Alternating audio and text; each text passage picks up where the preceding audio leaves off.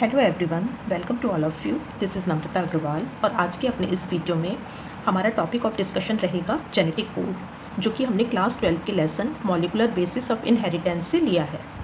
इससे पहले के भी अपने सभी वीडियोस में हमने टॉपिक इसी लेसन से लिए हैं। एक्चुअली देखिए, ये लेसन जो है थोड़ा सा डिफ़िकल्ट है। डिफ़िकल्ट इस सेंस में क्योंकि ये रटने वाला नहीं है, ये पूरा तरह से कॉन्सेप्चुअल लेसन है। आप जब तक इसके टॉपिक्स के पीछे क्या कॉन्सेप्ट है, जब तक आप उसे नहीं समझेंगे तब तक ये लेसन आपको परेशान करता रहेगा। रटने के बाद हो सकता है कि आप क्लास तो पास कर लें, लेकिन जैसे आप और हायर क्लासेस में जाएंगे या किसी कॉम्पिटिटिव एग्ज़ाम की तैयारी करेंगे तो वहाँ एक बार फिर आपको जब तक ये कॉन्सेप्ट नहीं समझेंगे तब तक आप उसके क्वेश्चंस को जो है अटैम्प्ट नहीं कर पाएंगे। तो इसलिए बेहतर है कि आप अभी इस लेसन को समझें, इसके पीछे के कॉन्सेप्ट्स को समझें और एक अच्छी प्रिपरेशन करें। चलिए शुरू करते हैं। Genetic code.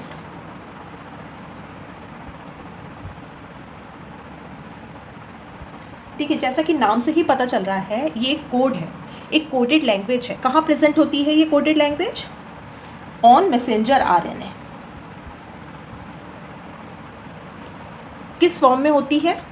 In the form of codon. In the form of codon. अब ये कोडॉन क्या है? Codon it is the sequence of 3 nitrogenous bases या न्यूक्लियोटाइड्स भी हम इन्हें कह सकते हैं ऑन मैसेंजर आरएनए। देखिए, जैसे कि ये मैसेंजर आरएनए है, इसके ऊपर क्या है? नाइट्रोजनस बेसिस लगे हुए हैं। तो 3 नाइट्रोजनस बेसिस की सीक्वेंस को हम क्या बोलेंगे? कोडॉन। फॉर एग्जाम्पल मैं यहाँ पर लिख देती हूँ AUG UUU। तो इसमें से AUG मिलकर क्या बनाएंगे? एक कोडॉन। फिर ट्रिपल U मिलकर एक कोडॉन बनाएंगे। इसी तरह से आगे सो ऑन। अब इस जेनेटिक कोड को रीड कौन करता है और क्या यूज़ है इस जेनेटिक कोड का? This code is read by, genetic code को कौन रीड करता है? Transfer RNA. किस लिए रीड करता है? To form proteins. तो इसका मतलब क्या हुआ कि जेनेटिक कोड जो कि मैसेंजर आरएनए पर प्रेजेंट है वो प्रोटीन सिंथेसिस में रोल प्ले करता है। प्रोसेस में उसकी हेल्प कौन करता है? Transfer RNA and ribosomes. ये दोनों हेल्प करते हैं। ट्रांसफ़र आरएनए क्या करता है? एक तो कोड को रिकॉग्नाइज करता है, रीड करता है, फिर उसी के कॉम्प्लीमेंट्री अमीनो एसिड्स को लाकर यहाँ पर जोड़ता है। और राइबोसोम्स क्या करते हैं? Provide the site of protein synthesis. अब देखिए, ये मैसेंजर आरएनए हमने ट्रांसक्रिप्शन में पढ़ा था कि मैसेंजर आरएनए किससे बन रहा था? डीएनए से। यानी कि मैसेंजर आरएनए के ऊपर जो इन्फॉर्मेशन आई है वो कहाँ से आई है? डीएनए से आई है। और वो इन्फॉर्मेशन को यूज़ करके मैसेंजर आरएनए के ऊपर प्रोटीन की सिंथेसिस होती है। सभी तरह के आरएनएस डीएनए से ही बनते हैं, बट मैसेंजर आरएनए ही वो आरएनए है जिसके ऊपर वो इन्फॉर्मेशन होती है जिससे कि प्रोटीन की सिंथेसिस हो सके। बाकी के दोनों आरएनए प्रोटीन की सिंथेसिस में हेल्प करते हैं। अब देखिए, हमने सेंट्रल डोग्मा ऑफ बायोलॉजी के बारे में पढ़ा था, जो क्या था? डीएनए से पहले आरएनए बनता है और आरएनए से फिर क्या बनती हैं? प्रोटीन्स बनती हैं। डीएनए से आरएनए बनना ट्रांसक्रिप्शन हम पढ़ चुके हैं, और आरएनए से प्रोटीन बनना ट्रांसलेशन, जो कि अभी हमें पढ़ना है। और डीएनए से डीएनए बनने को हम क्या बोलते हैं? रेप्लिकेशन। ये भी हम पढ़ चुके हैं। तो रेप्लिकेशन और ट्रांसक्रिप्शन की प्रोसेस में हमने क्या देखा था कि DNA as a template work करता है, और उस टेम्पलेट के ऊपर अगर डीएनए ही बन रहा है तो उसे हम रेप्लिकेशन कहते हैं, और अगर उस टेम्पलेट को यूज़ करके आरएनए बन रहा है तो उसे हम ट्रांसक्रिप्शन कहते हैं। तो ये तो हमने सेंट्रल डोग्मा का इतना पार्ट हम पढ़ चुके हैं। अब हमें पढ़ना है सेंट्रल डोग्मा का ये दूसरा वाला पार्ट। ये अभी हमको पढ़ना है, जो कि क्या है? ट्रांसलेशन वाला। इसमें क्या है? आरएनए से प्रोटीन बनानी है हमें। वह आरएनए क्या है? पॉलीमर ऑफ न्यूक्लियोटाइड है, जबकि प्रोटीन्स क्या हैं? Proteins are the polymer of amino acids. ठीक है, अब न्यूक्लियोटाइड हमारे पास कितने टाइप के हैं? कोडेड प्रोटीन्स हमारे पास कितनी हैं? सॉरी, प्रोटीन्स नहीं, एक्चुअली हमें यहाँ लिखना है एमिनो एसिड्स। एमिनो एसिड्स हमारे पास कितने तरह के हैं? 20 टाइप्स के हैं जो कि कोडेड हैं। ठीक है, इन प्रोसेसेस में क्या था, न्यूक्लियोटाइड टेम्पलेट के ऊपर न्यूक्लियोटाइड स्ट्रैंड की ही सिंथेसिस हो रही थी, बट यहाँ पर मैसेंजर आरएनए के ऊपर तो न्यूक्लियोटाइड्स प्रेजेंट हैं और उन न्यूक्लियोटाइड्स को यूज़ करके उनके ऊपर एमिनो एसिड्स हमें जोड़ना है। तो यहाँ पर दोनों चीज़ें अलग अलग हैं, मैसेंजर आरएनए पे न्यूक्लियोटाइड है और प्रोटीन्स बनी है एमिनो एसिड की। तो ये किस तरह से डिसाइड हो कि कौन से न्यूक्लियोटाइड के ऊपर कौन सा एमिनो एसिड आकर जुड़ेगा, प्रॉब्लम थी ये। देखिए, आपको पता है कि आरएनए की चेन बनती है न्यूक्लियोटाइड के जुड़ने से। इस तरह से न्यूक्लियोटाइड आपस में जुड़ते जाते हैं। ये क्या दिखाया मैंने, एक न्यूक्लियोटाइड है और ये जब जुड़ते चले गए तो क्या बन गया, आरएनए बन गया। और प्रोटीन्स हमारी कैसे बनेंगी, एमिनो एसिड्स आपस में जुड़ के तब क्या करेंगे, प्रोटीन की सिंथेसिस करेंगे।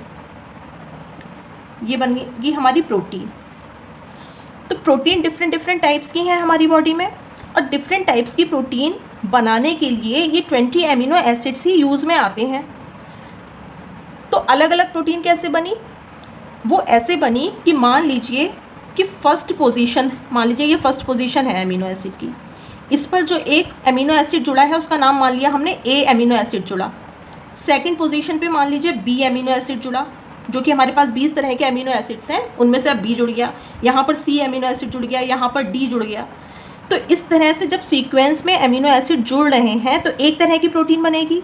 अब मान लीजिए दूसरी प्रोटीन में सेकंड पोजीशन पर बी की जगह सी जुड़ गया और सी की जगह डी जुड़ गया, तब जो प्रोटीन बनकर आएगी वो एक डिफरेंट टाइप की प्रोटीन होगी। तो इसका मतलब क्या हुआ कि एमिनो एसिड्स एक डिफाइंड सीक्वेंस में जुड़कर किसी प्रोटीन को बनाते हैं। तो अब हमें जानना क्या था, डेसिफर क्या करना था कि न्यूक्लियोटाइड की सीक्वेंसेस किस तरह कोड करती हैं कि कौन सा एमिनो एसिड कहाँ पर आकर जुड़ेगा। ए के ऊपर 1 एमिनो एसिड जुड़ेगा या यू के ऊपर जुड़ेगा या जी के ऊपर 3rd जुड़ेगा, कौन सा एमिनो एसिड, 20 तरह के जो एमिनो एसिड हैं उनमें से कौन सा एमिनो एसिड इन 4 न्यूक्लियोटाइड्स के ऊपर आकर जुड़ेगा, ये जानना था। एक साइंटिस्ट थे जॉर्ज गैमो, जिन्होंने first time term genetic code दिया। Term genetic code was given by George Gamow and he also said that genetic code is triplet in nature। क्या मतलब हुआ ट्रिपलेट का? ट्रिपलेट का मतलब ये हुआ कि 3 नाइट्रोजनस बेसेस मिलकर कोड करते हैं एक एमिनो एसिड।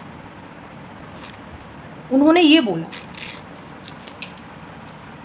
तो जिस समय, क्योंकि साइंटिस्ट ने आर्ग्यू किया कि कोड ट्रिपलेट ही क्यों है, क्यों नहीं वो सिंगलेट हो सकता, यानी कि खाली एक ही नाइट्रोजनस बेस से क्यों नहीं बन सकता, या 2 नाइट्रोजनस बेस से मिलकर क्यों नहीं हो सकता, यानी डबलेट क्यों नहीं हो सकता। तो गैमो ने बताया कि अगर सिंगलेट है, यानी कि ओनली 1 नाइट्रोजनस बेसेस को हम एक कोडॉन मान लें, तब हमारे पास कितने नाइट्रोजनस बेसेस हैं, 4 हैं। तो यानी कि 4 एमिनो एसिड्स ही कोड हो पाएंगे। और जबकि हमें कोड कितने करने हैं, 20 एमिनो एसिड्स करने हैं। तो इसलिए सिंगलेट नहीं हो सकता कोड, क्योंकि ये 4 एमिनो एसिड्स को ही कोड कर रहा है। तो ये बात इसलिए रॉन्ग हो गई। फिर उन्होंने बताया कि डबलेट क्यों नहीं हो सकता, यानी कि अगर हम 2 नाइट्रोजनस बेसिस से मिलकर एक कोडॉन को माने, तब क्या होगा, ये कितने एमिनो एसिड्स को कोड करेगा, 4 × 4 कर लेंगे तो क्या होगा, 16 एमिनो एसिड्स को ये कोड करेगा। तब भी हमारे पास 20 एमिनो एसिड्स को ये कोड नहीं कर पाया। इसका मतलब कि कोड डबलेट भी नहीं हो सकता। फिर उन्होंने क्या करा, एक तीसरी बात सोची कि अगर हमारा कोड ट्रिपलेट है, यानी कि 3 नाइट्रोजनस बेसिस से मिलकर बना है, तब क्या होगा, 4 × 4 × 4 हो जाएगा। 4 बेसिस है हमारे पास और 3 नाइट्रोजनस बेसिस से मिलकर बनेंगे तो 4 × 4 × 4 करके 64 आ जाएगा। और हमें तो 20 ही करने हैं। तो इसका मतलब कि ये एक पॉसिबल कंडीशन है। उनके ये कहने पर कि कोड ट्रिपलेट है, बहुत सारे साइंटिस्ट हैं जिन्होंने कि इस बात को अपने अपने एक्सपेरिमेंट में प्रूव किया कि हाँ, genetic code is triplet in nature. कोई भी साइंटिस्ट कोई भी बात ऐसे ही नहीं मान लेता जब तक वो उसको प्रूव ना कर ले, उसको समझ ना ले ठीक से। तो इसी कड़ी में कुछ साइंटिस्ट आए जिनके कि नाम मैं लिखती हूँ यहाँ पर, जिन्होंने कि गैमो को सपोर्ट किया। सपोर्टेड बाय, गैमो को सपोर्ट करने के लिए कौन आए, नंबर 1 क्रिक। क्रिक ने T4 बैक्टीरियोफेज के ऊपर अपने एक्सपेरिमेंट किए और प्रूफ किया कि genetic code is triplet in nature. Crick gave evidence that genetic code is triplet in nature by doing experiments on T4 bacteriophage. क्या है ये? वायरस है। फिर दूसरे साइंटिस्ट का नाम लिख लेते हैं, सेवेरो ओका। इम्पॉर्टेंट है। सेवेरो ओका ने एक एंजाइम की डिस्कवरी की जिसका नाम था पॉलीन्यूक्लियोटाइड फॉस्फोराइलेज। इस एंजाइम को ओका एंजाइम भी बोलते हैं। इम्पॉर्टेंट है। इस एंजाइम की खास बात यह है कि ये आरएनए के स्ट्रैंड को बना सकता है विदाउट डीएनए टेम्पलेट, यानी कि इसको डीएनए टेम्पलेट की ज़रूरत नहीं है आरएनए को सिंथेसाइज करने के लिए। तो इसका मतलब ये वाला एंजाइम को हम ऐसे लिख सकते हैं, डीएनए इंडिपेंडेंट आरएनए पॉलीमरेज। बना क्या रहा है ये? आरएनए। तो आरएनए पॉलीमरेज हुआ और डीएनए को यूज़ नहीं कर रहा है, इसलिए डीएनए इंडिपेंडेंट आरएनए पॉलीमरेज हुआ। इस एंजाइम की डिस्कवरी के बाद फिर थर्ड साइंटिस्ट का नाम हम यहाँ लिख लेते हैं, हरगोबिंद खुराना। इंडियन साइंटिस्ट थे। इन्होंने इस एंजाइम को यूज़ करके आरएनए के होमोपॉलीमर्स और कोपॉलीमर्स बनाए।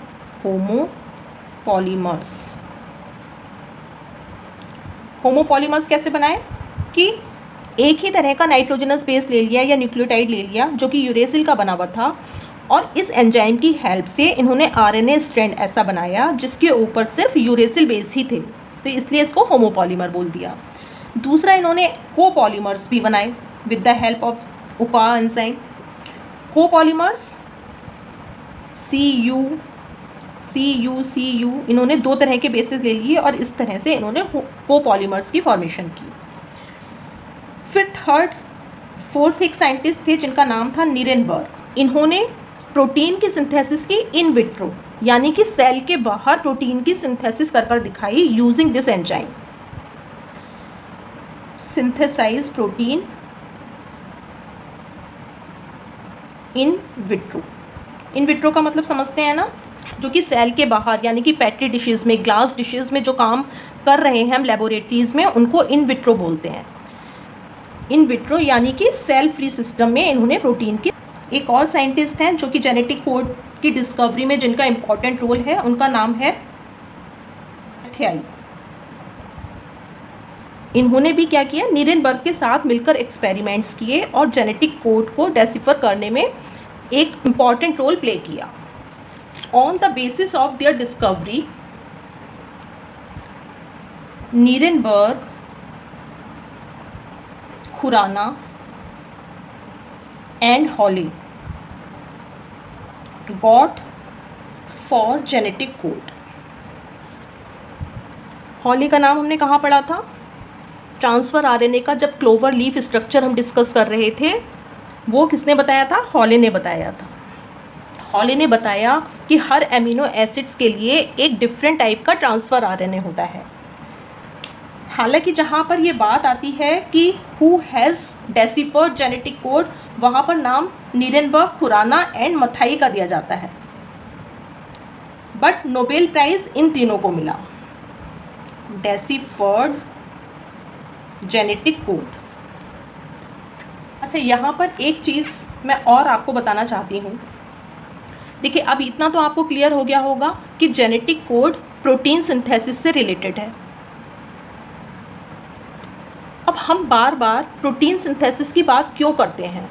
हम ये क्यों नहीं बोल रहे हैं कि फैट सिंथेसिस, कार्बोहाइड्रेट सिंथेसिस, ये क्यों नहीं बोल रहे हैं?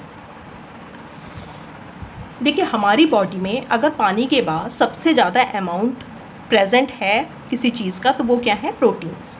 हमारी मसल्स हैं, बोन्स हैं, स्किन है, हेयर है, हमारा ब्लड है, जितने भी एंजाइम्स हैं, हार्मोन्स हैं, ये सब क्या है? प्रोटीन के बने हुए हैं। और प्रोटीन की सिंथेसिस में डीएनए और आरएनए का डायरेक्ट इन्वॉल्वमेंट है। डीएनए के ऊपर इन्फॉर्मेशन थी, डीएनए से आरएनए बना और मैसेंजर आरएनए बना जिसके ऊपर प्रोटीन सिंथेसिस के लिए इन्फॉर्मेशन है कोडेड फॉर्म में। अब इस इन्फॉर्मेशन को यूज़ करके आरएनए और ट्रांसफ़र आरएनए और राइबोसोम्स प्रोटीन सिंथेसिस के प्रोसेस को कंप्लीट करेंगे। जबकि फैट्स और कार्बोहाइड्रेट की सिंथेसिस में डीएनए और आरएनए का डायरेक्ट इन्वॉल्वमेंट नहीं है। फैट्स और कार्बोहाइड्रेट्स हमारी बॉडी में प्रोड्यूस होते रहते हैं इन वेरियस मेटाबॉलिक पाथवेज। हालांकि ये पाथवेज भी कंट्रोल किससे होते हैं, डीएनए से ही कंट्रोल होते हैं, लेकिन डीएनए का डायरेक्ट इन्वॉल्वमेंट नहीं है फैट्स और कार्बोहाइड्रेट की सिंथेसिस में। जबकि प्रोटीन क्या है, डायरेक्टली बन रही है मैसेंजर आरएनए से, यानी कि डीएनए और आरएनए का डायरेक्ट इन्वॉल्वमेंट है। तो प्रोटीन सिंथेसिस हमारी बॉडी में एक बहुत वाइटल प्रोसेस है। अगर प्रोटीन की सिंथेसिस नहीं हो पाई बॉडी में तो वी कैन नॉट सर्वाइव। ठीक है, इसीलिए इसको हम पढ़ते हैं और ये सेंट्रल डोग्मा का एक बहुत इंपॉर्टेंट पार्ट है। तो ये चीज़ क्लियर हुई कि कैसे प्रोटीन्स में एमिनो एसिड की सीक्वेंस मैसेंजर आरएनए पर जो न्यूक्लियोटाइड्स प्रेजेंट होते हैं उनकी सीक्वेंस से डिसाइड होती है। देखो, जैसे अभी हमने यहाँ पर mRNA बनाया था, इसके ऊपर AUG UUU हमने लिखे थे, यानी कि एक कोडॉन ये हो गया, एक ये हो गया, एक और लिख देते हैं यहाँ पर, सपोज़ AGG लिख दिया मैंने, तो तीसरा कोडॉन हो गया ये। अब अगर मैं यहाँ पर से किसी वजह से समझ लूँ कि ये U बाहर निकल गया, तब AUG मान लो मिथियोनिन को कोड कर रहा है, UUU फिनाइल एलेनिन को कोड करता है एमिनो एसिड को, और AGG आर्जिनिन को कोड करता है। अब अगर जब यहाँ से U निकल गया तो क्या पढ़ेंगे, इसे UUA हो जाएगा, और UUA ये एक डिफरेंट एमिनो एसिड को कोड करता है जिसका नाम है ल्यूसीन। तो एमिनो एसिड में अब फिनाइल एलेनिन की जगह ल्यूसीन आ गया, तो इसका मतलब सीक्वेंस गड़बड़ हो गई एमिनो एसिड की, तो अब डिफरेंट टाइप की प्रोटीन बनेगी। तो ठीक है, क्लियर हो गया। अब डिस्कस कर लेते हैं properties of genetic code. Properties से पहले अभी हमने देखा था कि 64 टाइप्स के कोडॉन्स हैं, यहाँ देखा था कोडॉन्स हमारे पास टोटल कितने हैं, 64 टाइप्स के हैं। अब इन 64 टाइप्स के कोडॉन्स में से लिख देती हूँ मैं यहाँ पर, कोडॉन्स हमारे पास हैं 64 कोडॉन्स में से जो 61 कोडॉन्स हैं वो ही किसी एमिनो एसिड के लिए कोड करते हैं, और बाकी के जो 3 कोडॉन्स हैं वो किसी भी एमिनो एसिड को कोड नहीं करते हैं। तो इनको हम बोलते हैं नॉनसेंस कोडॉन, जो कि एमिनो एसिड को कोड नहीं करते, और जो कोड करते हैं उन्हें बोलते हैं सेंस कोडॉन्स। नॉनसेंस कोडॉन को टर्मिनेटर कोडॉन भी बोलते हैं, टर्मिनेटर कोडॉन। कौन कौन से हैं terminator codon, UAA, UAG, UGA, ये 3 टर्मिनेटर कोडॉन्स हैं। जब ये मैसेंजर आरएनए पर आ जाएंगे ये तीनों कोडॉन्स, तब प्रोटीन की सिंथेसिस रुक जाएगी, मतलब कि और एमिनो एसिड्स चेन में ऐड नहीं होंगे। और sense codons codes for amino acid. 61 types के जो सेंस कोडॉन्स यहाँ पर हमने लिखे थे उनमें से एक कोडॉन है AUG। AUG always act as an initiator codon, यानी कि ये प्रोटीन सिंथेसिस की प्रोसेस को इनिशिएट करने में हेल्प करता है। AUG codes for methionine amino acid in case of eukaryotes, and in case of prokaryotes it will code for formilated methionine। जब ये शुरू में प्रेजेंट होगा मैसेंजर आरएनए पे, अगर ये मैसेंजर आरएनए पे कहीं बीच में प्रेजेंट होगा तब ये ऑलवेज कोड्स फॉर मिथियोनिन। ठीक है, तो आप कोई भी प्रोटीन ले लीजिए, उस प्रोटीन का पहला एमिनो एसिड क्या होगा, मिथियोनिन, क्योंकि AUG क्या है, इनिशिएटर कोडॉन है। अब प्रोकैरियोट के केस में फॉर्माइलेटेड मिथियोनिन होगा। Clear. Next is properties of genetic code.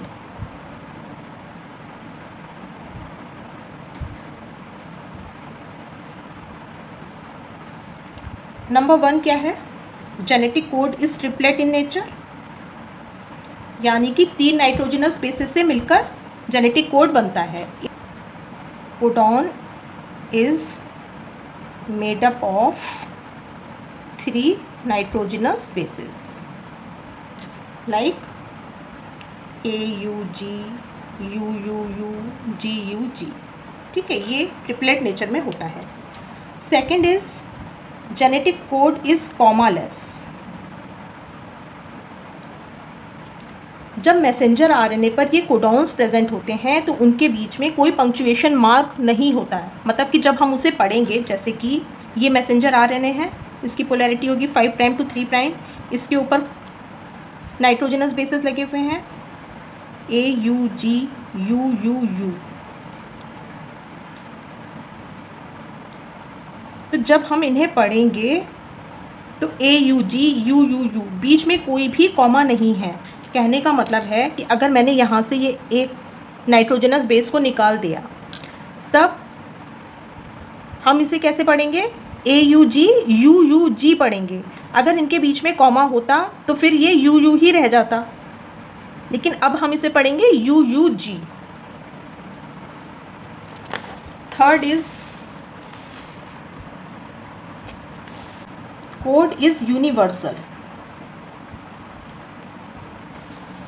Universal का मतलब है कि कोडॉन बैक्टीरिया से लेके हायर ऑर्गेनिज्म तक सभी ऑर्गेनिज्म में सेम एमिनो एसिड को ही कोड करेगा। जैसे कि UUU अगर फिनाइल एलेनिन को कोड कर रहा है तो ये बैक्टीरिया में भी फिनाइल एलेनिन को कोड करेगा और प्लांट में भी।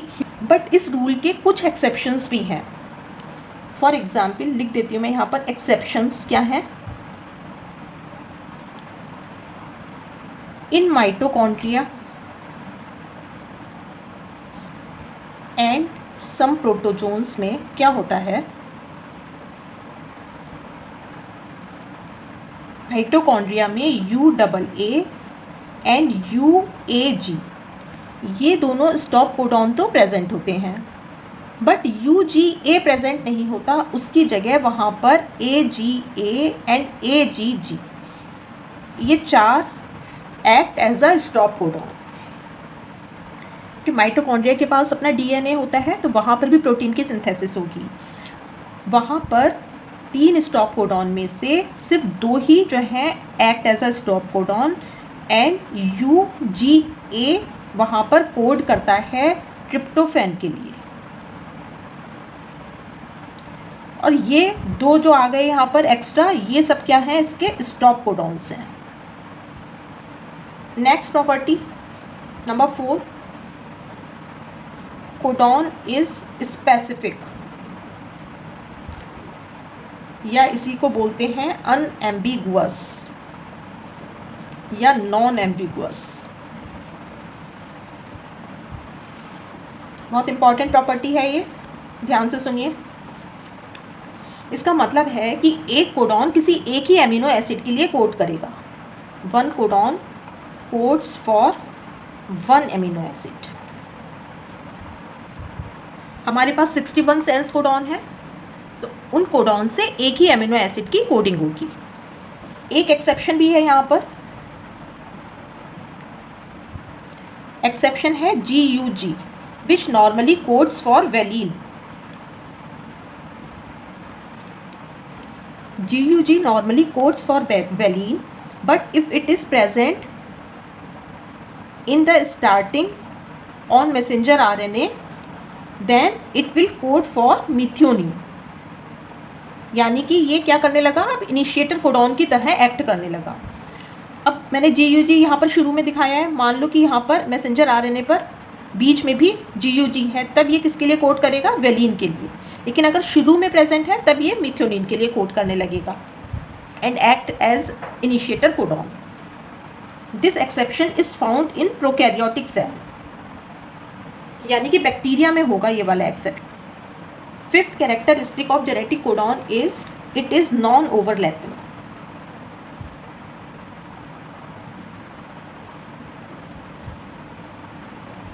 देखिए एक मैसेंजर आरएनए बना लिया हमने, इसके ऊपर कोडॉन्स प्रेजेंट हैं AUG, UUU, AGG ये लिख दिया मैंने। तो कितने कोडॉन्स दिख रहे हैं अभी यहाँ पर? 3 कोडॉन्स दिख रहे हैं। तो इसका मतलब क्या है? ये नॉन ओवरलैपिंग है। अगर कोडॉन ओवरलैपिंग होते तो क्या होता? एक कोडॉन ये बन जाता, एक ये बन जाता, एक ये बन जाता, फिर एक ये बनता, एक ये बन जाता, एक ये बन जाता। तो क्या दिख रहा है यहाँ पर?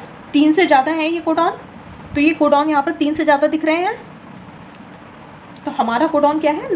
नॉन ओवरलैपिंग है।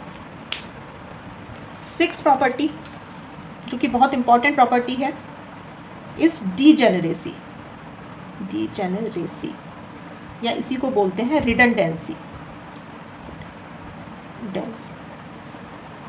Codon is degenerate.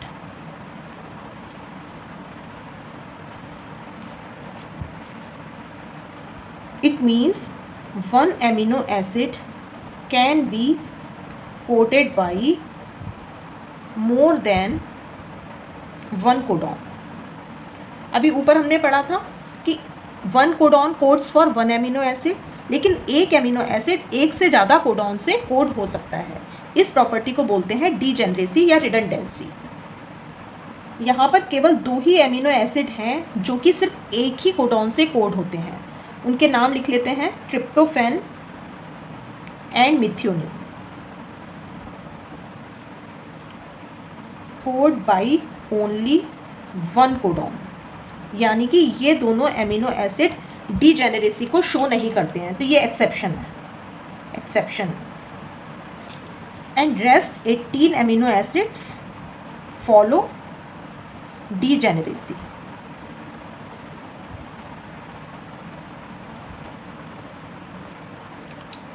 ठीक है, तो ये कुछ हमने प्रॉपर्टीज़ के बारे में डिस्कस कर लिया जेनेटिक कोड की। आई होप आपको समझ में आया होगा।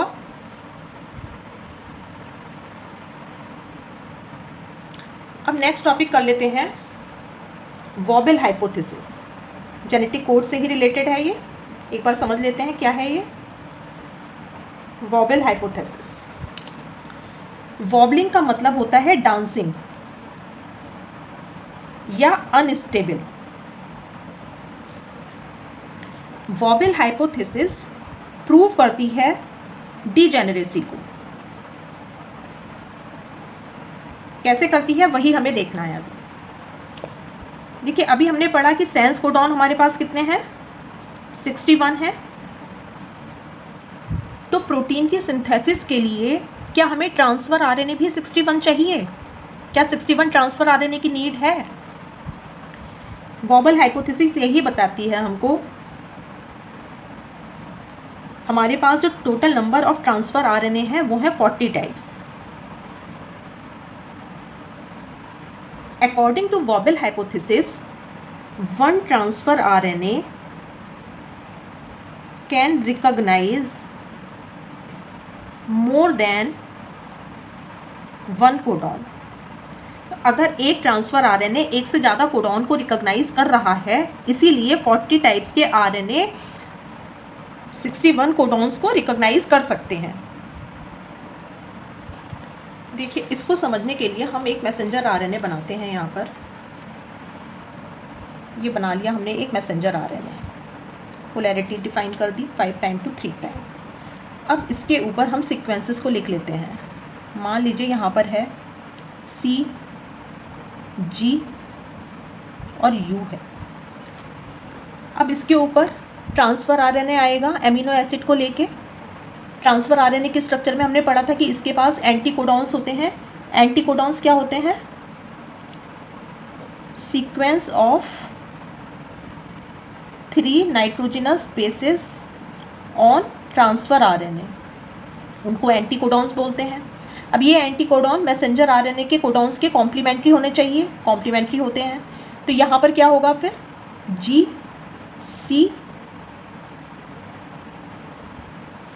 ट्रांसफ़र आरएनए में हमने पढ़ा था एंटी कोडॉन लूप में कुछ अनयूजुअल बेसिस के बारे में पढ़ा था, उसमें हमने आइनोसाइटॉल पढ़ा था। अब मान लीजिए ये ट्रांसफ़र आरएनए I है, इसके पास GCI है। तो इसने C और G के साथ तो पेयरिंग कर ली। ये क्या है? रूल के अकॉर्डिंग है, तो ये स्टेबल पेयरिंग है। बट ये जो आई प्रेजेंट है इसके ऊपर, ये आई पेयरिंग एक से ज़्यादा बेसिस के साथ में कर सकता है। ये यू के साथ भी पेयर कर सकता है, ए के साथ में भी पेयर कर सकता है और सी के साथ में भी पेयर कर सकता है। तो यानी कि एक ही ट्रांसफ़र आरएनए एक से ज़्यादा मैसेंजर आरएनए को रिकॉग्नाइज कर सकता है। समझ में आया? तो यानी कि यहाँ पर अगर सी जी यू होगा तो भी यही वाला ट्रांसफ़र आरएनए रिकॉग्नाइज कर लेगा, सी जी ए होगा तो भी यही करेगा, और सी जी सी होगा तो भी इसी ट्रांसफ़र आरएनए से काम चल जाएगा। लेकिन अब ये जो पेयरिंग होगी, ये वाली जो पेयरिंग होगी, ये क्या है, ये रूल के अकॉर्डिंग नहीं है। तो ये पेयरिंग क्या होती है, अनस्टेबल होती है। ट्रांसफ़र आरएनए की पोलैरिटी भी लिख देते हैं 3 प्राइम टू 5 प्राइम। तो हम इसे जब भी हम बेसिस की सीक्वेंस को पढ़ते हैं तो 5 प्राइम एंड से पढ़ते हैं। तो ट्रांसफ़र आरएनए पे बेस की सीक्वेंस क्या है, आई सी जी, और मैसेंजर आरएनए पर है सी जी यू ए सी, कुछ भी हो सकता है इनमें से। It means first position of anticodon, ये क्या है, एंटीकोडॉन है। ट्रांसफ़र आरएनए पे एंटीकोडॉन प्रेजेंट है और मैसेंजर आरएनए पे ये कोडॉन प्रेजेंट है। तो अनस्टेबल पेयरिंग किसके बीच में हुई, first position of anticodon, first position of anticodon,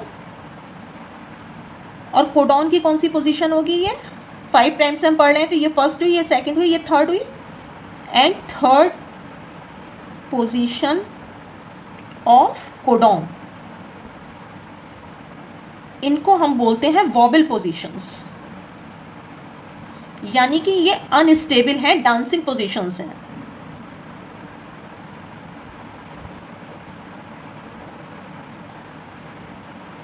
क्योंकि इनके बीच में जो पेयरिंग है यूजुअल नहीं है, ये तो अकॉर्डिंग टू द क्रिक ये यूजुअल पेयरिंग है, और ये वाली पेयरिंग है अनस्टेबल, अनयूजुअल पेयरिंग है।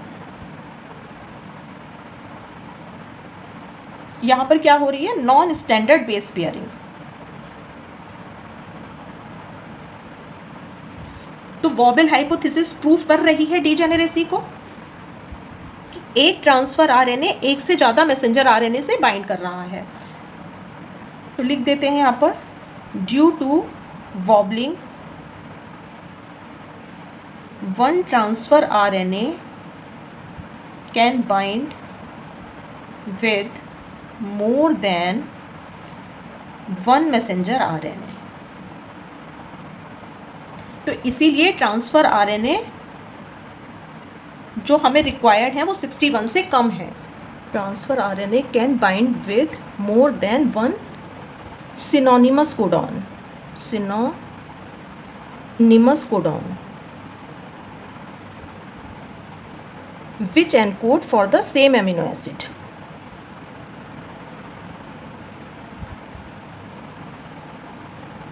देखिए यहाँ पर जो है सी जी यू एक कोडॉन बन रहा है, सी जी यू दूसरा है, सी जी ए और तीसरा है सी जी सी।